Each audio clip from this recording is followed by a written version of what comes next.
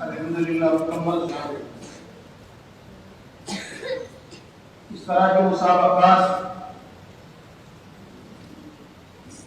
پہلے سے ہی ہوتے رہے ہیں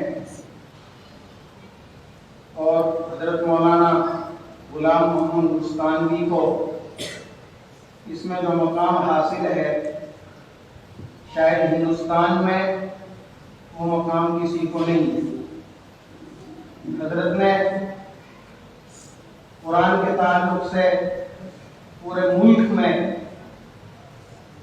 جو ایک مہم چلائی ہے بیداری کی، وہ اہل ہند پر ایک بہت بڑا احسان ہے۔ اب تو قرآن کریم مکمل تھا اس مسابقے میں، ورنہ جب یہ مسابقات شروع ہوئے تھے تو قرآن کریم کے ناظرے کا مسابقہ بھی اس میں تھا۔ اس کے بعد 10 پارے 20 پارے، اب مکمل قرآن کریم کا مسابقہ ہے۔ تو یہ آہستہ آہستہ اس حد تک پہنچا ہے، اللہ تعالیٰ اس کو قبول فرمائے۔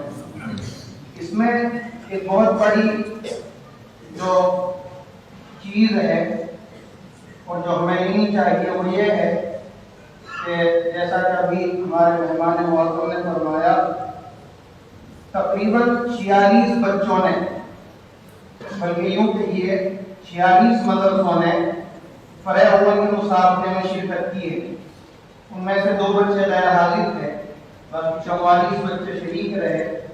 تو یہاں 44 مدرسے موجود تھے اور وہ سب کے سب ایک دوسرے کو سن کر جو ہے اپنی خوبیوں کا اور اپنی کمیوں کا احساس کر رہے تھے۔ مسابقے میں شرکت کی وجہ سے ہمارے اندر کیا خوبی ہے اور کیا کمی ہے اس کا بخوبی اندازہ ہو جاتا ہے۔ دوسری فرع تفسیر کے تعلق سے تھی، اس میں جو کتاب چاہے سورہ نحل کی تفسیر کے تعلق سے، اس میں فن تفسیر کو جمع کر دیا گیا ہے اور ایک رخ دیا گیا ہے کہ تفسیر کے اندر کن کن چیزوں پر توجہ دی جا سکتی ہے اور کن کن مباحث کو ایک مفسر اور ترجمہ و تفسیر پڑھانے والے کو اپنے سامنے رکھنا چاہیے۔ عموماً ان چیزوں کی طرف سے پڑھانے والے معاف کیجیے گا اساتذہ کے اندر بھی غفلت اور بے توجہی پیدا ہو رہی ہے کہ بس ترجمہ اور سرسری سا مطلب قرآن شریف کی تشریح بس کر کے کھانا پوری کرتے ہیں، مکمل توجہ نہیں دی جاتی ہے ترجمہ اور تفسیر کے وقت۔ اس لیے اس مسابقے سے اس طرف بھی رخ ملتا ہے کہ ترجمہ پڑھانے والے کو، تفسیر پڑھانے والے کو ترجمہ پڑھاتے وقت اور تفسیر پڑھاتے وقت کن امور کو اور کن باتوں کو پیش نظر رکھنا چاہیے۔ تیسری جو فرع ہے حدیث کے تعلق سے، اس میں یہ ایک بہت اہم بات تھی مسابقہ کرانے والوں کے سامنے کہ جو وقت چل رہا ہے، جو دور چل رہا ہے، جو حالات چل رہے ہیں، اسی کے تعلق سے احادیث کو لیا گیا ہے۔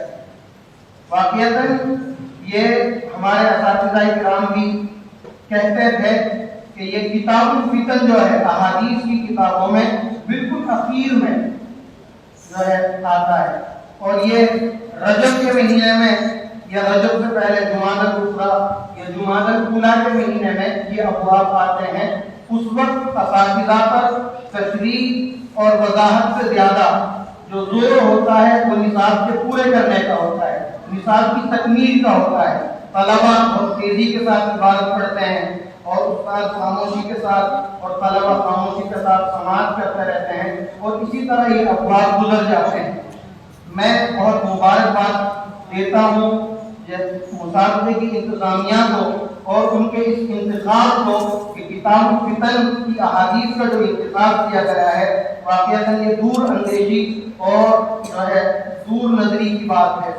اس سے جو ہے جن طلباء نے ان احادیث کو یاد کیا ہے اور جن اساتذہ کی نگرانی میں یہ احادیث یاد کی گئی ہیں اور جن مدرسوں میں تیاریاں کرائی گئی ہیں، ظاہر سی بات ہے یہ تمام فتن کی جو حدیثیں ہیں اور اس وقت کی، اس دور کی اور قیامت سے پہلے کی جو علامتیں ہیں وہ سامنے آئی ہیں۔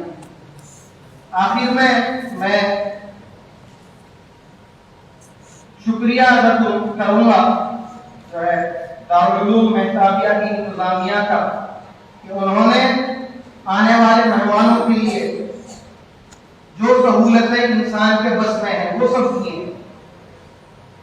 تمام کے تمام طلباء، تمام کے تمام اساتذہ مہمانوں کی خدمت میں لگے ہوئے ہیں، اور آپ ادارے کے اندر کہیں بھی چلے جائیں، کسی حصے میں چلے جائیں، وہاں کوئی نہ کوئی استاد، کوئی نہ کوئی طالب علم آپ کو ملے گا جو آپ سے، آپ کے احوال سے خیریت معلوم کرے گا، آپ کے ناشتے کے تعلق سے، چائے کے تعلق سے معلوم کرے گا، آپ کے آرام کے تعلق سے معلوم کرے گا۔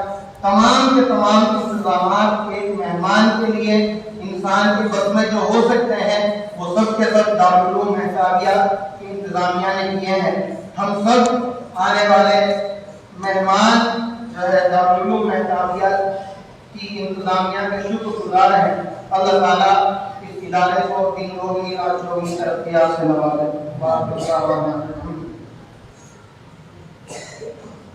کھانا لگ رہا ہے، انشاءاللہ آپ کو اطلاع کر دی جائے گی۔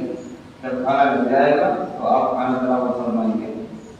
ظہر کے بعد کر کے ظہر کے بعد خالی رہے گا، ہم بھی کچھ تیاری کریں گے باقی بات کے لیے، اور آپ کو آرام کا وقت مل جائے گا۔ طلبا بھی نہیں سوئے ہیں، ان کے اساتذہ بھی